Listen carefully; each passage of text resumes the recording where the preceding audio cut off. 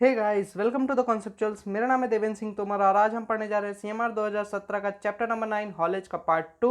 हमने पिछले पार्ट में जो है तो हॉलेज के बारे में और वाइंडिंग इंजन्स के बारे में पढ़ा था, कितने टाइप के हॉलेज होते हैं, ये सारी चीज़ें हमने पिछले पार्ट में पढ़ी थी और हमने रेगुलेशन नंबर 92 पढ़ा था। ठीक है, सिर्फ उसमें रेगुलेशन नंबर 92 बस पढ़ाया गया था। अब इस बार हम जो है तो रेगुलेशन नंबर 93 से लेकर रेगुलेशन नंबर 96 तक पढ़ेंगे, हॉलेज रोप्स तक। ठीक है, और हम देखेंगे किस टाइप से चीज़ें वर्क करती हैं, ट्रैवलिंग रोडवेज किस टाइप के होते हैं। ठीक है, यहाँ पे हमने पढ़ा पिछली बार जो देखा था कि शाफ्ट क्या होता है, इंक्लाइन क्या होता है, एडेड क्या होता है, किस टाइप से ये सब वर्क करते हैं, और हॉलेज के बारे में पढ़ा था कि ट्रैक्स किस टाइप से बिछे हुए होते हैं। ठीक है, तो चलिए देखते हैं आगे। Travelling roadways regulation number 93 travelling roadways, जिसमें कि हमें ये बताया जा रहा है कि जो ट्रैवलिंग रोडवेज बनाए जाते हैं वो किसके अप्रूवल से बनाए जाएंगे, रीजनल इंस्पेक्टर के अप्रूवल से बनाए जाने चाहिए। और इनकी जो हाइट होनी चाहिए वो 1.8 मीटर से कम नहीं होनी चाहिए, चाहे जितना भी लंबा ट्रैवलिंग रोडवे हो, इनकी हाइट 1.8 मीटर से कम नहीं होनी चाहिए। और जो इंक्लिनेशन है, अगर ट्रैवलिंग रोडवेज का इंक्लिनेशन जो है तो वो कितना है, 30 डिग्री से ज़्यादा है। ठीक है, 30 डिग्री हॉरिजॉन्टल से 30 डिग्री का एंगल अगर बना रहा है, देखिए आप समझ सकते हैं इसको ऐसे कि ये हमारा हॉरिजॉन्टल सरफेस है और यहाँ से इस टाइप से ये हमारा इंक्लिनेशन, लोग बाग यहाँ से बाय वॉकिंग आते हैं, तो ये जो एंगल होना चाहिए ये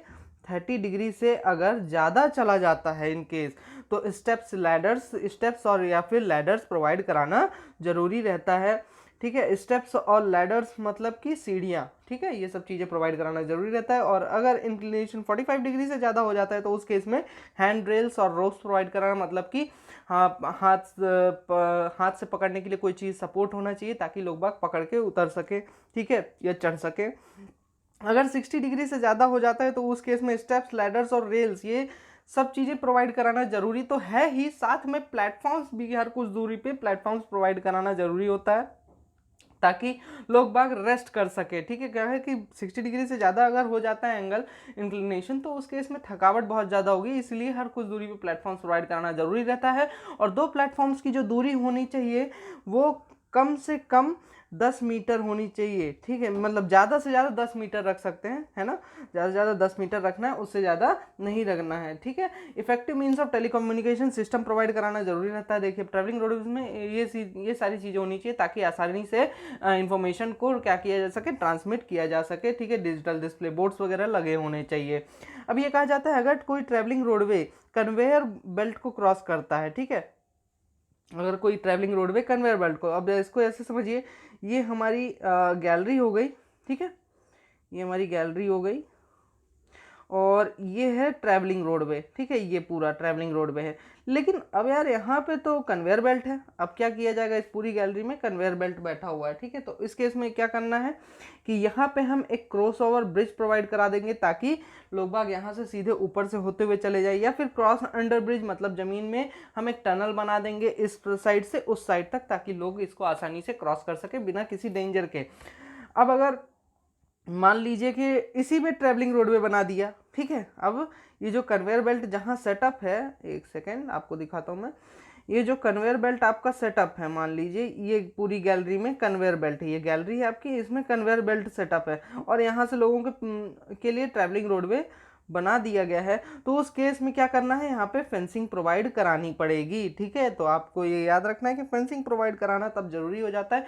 नॉर्मल केसेस में भी फेंसिंग करना चाहिए लेकिन उतना ज़्यादा नहीं कर सकते क्योंकि वो कॉस्ट इफेक्टिव होता है। ठीक है, तो जहाँ ट्रैवलिंग रोडवे है वहाँ पे हमें फेंसिंग प्रोवाइड कराना जरूरी रहता है। अब अगर देखिए जो ट्रैवलिंग रोडवे की लेंथ है वो अगर 1 किलोमीटर से ज़्यादा हो जाती है तब क्या करना है, हमने पढ़ा था मैन राइडिंग सिस्टम प्रोवाइड कराना जरूरी हो जाता है। ठीक है, 1 किलोमीटर से अगर ज़्यादा है तो मैन राइडिंग सिस्टम प्रोवाइड कराना कंपलसरी रहता है और ये चीफ इंस्पेक्टर द्वारा क्या होना चाहिए, अप्रूव्ड होना चाहिए, पहली चीज। और जब यह रेगुलेशन आया है, इस रेगुलेशन के फोर्स में आने के 1 साल के भीतर भीतर ये सारी चीज़ें मैनेजिंग सिस्टम प्रोवाइड कराना कंपलसरी रहता है। ठीक है, तो ये था हमारा रेगुलेशन नंबर 93। ठीक है, अब चलिए आगे देखते हैं कि हाँ ये देखिए ये है हमारा साइड टिपिंग टब। ठीक, ये हमारा साइड टिपिंग टब है। इसमें क्या होता है कि देखिए जो आजकल के टब्स यूज होते हैं उसमें क्या होता है कि ये पूरा का पूरा ट्रैक से गिरा दिया जाता है और इसमें जो लोडेड चीज़ें होती हैं उनको निकाल लिया जाता है। अब मटेरियल आप नहीं चाहते कि भाई इसमें डेंजर भी बहुत ज़्यादा रहता है, मान लीजिए यहाँ पे कोई मैन खड़ा है उसके ऊपर गिर गया तो ठीक है, तो इससे बचने के लिए, डेंजर से बचने के लिए क्या बनाए गए, इस टाइप के टब्स बनाए गए। ये क्या होता है, इनमें यहाँ पे लीवर लगा होता है, इसकी मदद से सिर्फ इतना पोर्शन, टब वाला पोर्शन जो है, तो टब वाला पोर्शन जो है तो क्या हो जाएगा, नीचे की तरफ झुक जाएगा, और इसमें जो लोडेड मटेरियल होता है यहाँ पर, ठीक है, लोडेड मटेरियल जो होता है यहाँ पर, ठीक, वो सारी चीज़ें अनलोड हो जाएंगी, ठीक है। और ये जो इसके टायर्स हैं वो ट्रैक्स पे ही रहेंगे, तो इससे बहुत डेंजर बहुत ज़्यादा कम हो जाता है। और आप साइड में देख सकते हैं क्रॉस ओवर ब्रिज, ठीक है, कि लोग बाग किस टाइप से क्रॉस ओवर ब्रिज वर्क करता है हमारा। अगर हमारा ये देखा जाए क्रॉस ओवर ब्रिज, ये है हमारा cross over bridge. Cross under bridge भी बनाए जाते हैं। क्रॉस अंडर ब्रिज कब बनाया जाता है, टनल्स खोद दिए जाते हैं, टनल्स की खुदाई कर दी जाती है यहाँ पे नीचे से, और वहाँ से लोग बाग ट्रैवल करते हैं। लेकिन इसको बेसिकली बनाया इसलिए नहीं जाता है क्योंकि क्या होता है कि भाई अगर अंडरग्राउंड माइंस है तो वाटर का सीपेज होता है, वाटर के सीपेज के कारण क्या हुआ, यहाँ पे क्रॉस अंडर ब्रिज में पानी भर जाएगा, तो इसलिए इसका यूज़ नहीं किया जाता उतना ज़्यादातर क्रॉस ओवर ब्रिज का ही इस्तेमाल किया जाता है, ठीक है। तो आप इसको इस तरीके से समझ सकते हैं। यहाँ पे आप देख सकते हैं कन्वेयर बेल्ट वगैरह, ठीक, ये हमारा कन्वेयर बेल्ट यहाँ पे, और ये आप देख सकते हैं ये रोलर्स लगे हुए हैं, ये छोटे छोटे रोलर्स लगे हुए हैं, ठीक है। ये हमारा जो है तो स्टूल है, और ये जो आप खांचे देख रहे हैं इस टाइप से, ये इनको क्या कहा जाता है, ब्रैकेट्स कहा जाता है। और ये जिसपे ये जो ट्रेन की पटरी जैसा है, इसको सॉरी चैनल कहा जाता है। और जिस चीज़ के ऊपर ये लोग बैठे होते हैं, ये सारा सेटअप होता है, यहाँ पे बीच बीच में ऐसे खंबे गड़े होते हैं, लोहे के ही होते हैं, आयरन के ही होते हैं, तो वो उन खंभों को क्या कहा जाता है, स्टूल कहा जाता है, ठीक है। तो आप इस चीज़ को ध्यान में रख सकते हैं, ठीक। अब कहीं कहीं पे देखिए कन्वेयर सिस्टम में एक और अच्छी चीज़ है कि जो यहाँ पे क्रॉस अंडर ब्रिज है, कन्वेयर सिस्टम में क्या कर दिया जाता है कि मान लीजिए ये है आपका कन्वेयर सिस्टम, यहाँ से आपको क्रॉस करना है, तो इसके स्टूल्स को थोड़ा लंबा कर दिया जाता है ताकि लोग बाग आसानी से झुक के निकल जाए इसके नीचे से, ठीक है। तो इस तरीके से भी हम पास करा सकते हैं वर्कर्स को। हाँ, बफर सिस्टम, बफर देख लीजिए कि ये बफर कैसा होता है। ये जो आप पोर्शन देख रहे हैं, ये वाला पोर्शन, ये वाला पोर्शन आपने ट्रेन्स में भी देखा होगा, इसको क्या कहा जाता है, बफर कहा जाता है। ये शॉक अब्जॉर्बर टाइप से होता है, ठीक है। अब बफर जो होते हैं बेसिकली हमको यूज़ करने चाहिए, इसमें बताया गया है, आगे हम पढ़ेंगे रेगुलेशन में कि बफर का यूज़ कैसे किया जाना चाहिए। बस आप इस समय देख के समझ लीजिए कि बफर होता क्या है। और हर एक टब्स में मैक्सिमम लगे होने चाहिए, लेकिन आप माइंस में इन चीज़ों को नहीं देख पाएंगे क्योंकि ये लगा नहीं होता है, ठीक है। ट्रैक के एंड्स में लेकिन बफर आपको देखने को मिल जाएगा, है ना, जहाँ पे ट्रैक खत्म होता है वहां पे भी इस टाइप का सिस्टम लगा होता है, उसी को बोलते हैं बफर, ठीक है। और ये देखिए यहाँ पे आप फेंसिंग देख सकते हैं, किस टाइप से फेंसिंग की गई है। ये अंदर हमारा कन्वेयर बेल्ट है, ये जा रहा है सीधा, ठीक है, और ये हमारी फेंसिंग की गई है यहाँ पे, ठीक है। आप देख सकते हैं बहुत ही अच्छे से दिया गया है इसमें। और यहाँ पे साइड में आप ट्रेवल भी कर सकते हैं, सेफ्टी है, ठीक है।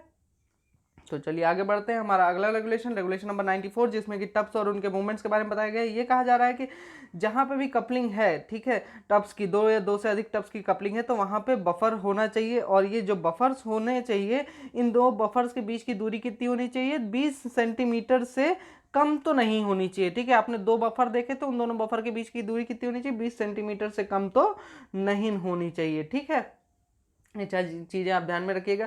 साइड टिपिंग टब अगर यूज़ किया जा रहा है तो उनमें सेफ्टी कैचेस होने चाहिए, ताकि जो टब्स हैं हमारे, वो क्या हो, सिक्योर हो, डेंजर ना हो उनसे कोई, ठीक है। और अटैचमेंट्स यूज़ करने चाहिए ताकि क्या हो कि रोप और लोकोमोटिव के बीच में, या फिर सेट ऑफ टब्स या ट्रेन्स के बीच में अटैचमेंट्स वगैरह भी यूज़ किए जाने चाहिए, ताकि क्या हो, किसी भी प्रकार के डेंजर्स ना हो, ठीक है। अगला पॉइंट हम देखते हैं, बफर, ड्रॉ बार, या फिर जो भी सेफ्टी कैच या फिर कपलिंग चेन्स या फिर जितने भी अटैचमेंट्स हैं, उन सभी का एग्जामिनेशन कब हो, कितने दिन में होना चाहिए, 14 दिन में कम से कम एक बार होना चाहिए, ठीक है। अब जितने भी कंपोनेंट्स यूज हो रहे हैं कपलिंग में, उनकी जो फैक्टर ऑफ सेफ्टी होनी चाहिए वो कितनी होनी चाहिए, 7 से कम नहीं होनी चाहिए। इस बार के CIL के एग्जाम में भी, MT के एग्जाम में भी ये क्वेश्चन आया था कि फैक्टर ऑफ सेफ्टी कितनी होनी चाहिए, तो कितनी होनी चाहिए, 7 से कम तो नहीं ही होनी चाहिए फैक्टर ऑफ सेफ्टी। और इसको किस चीज़ से रिलेट किया जाता है, मैक्सिमम स्टैटिक लोड से रिलेट किया जाना चाहिए। चाहिए, ठीक है। इस तरह से इसकी मदद से हम फैक्टर ऑफ सेफ्टी निकाल सकते हैं और हर 3 इयर्स में कम से कम एक बार टेस्टिंग होनी चाहिए, इससे ज़्यादा टाइम पीरियड एक्सटेंड नहीं होना है टेस्टिंग का, ठीक है। तो ये चीज़ें आप ध्यान में रख सकते हैं।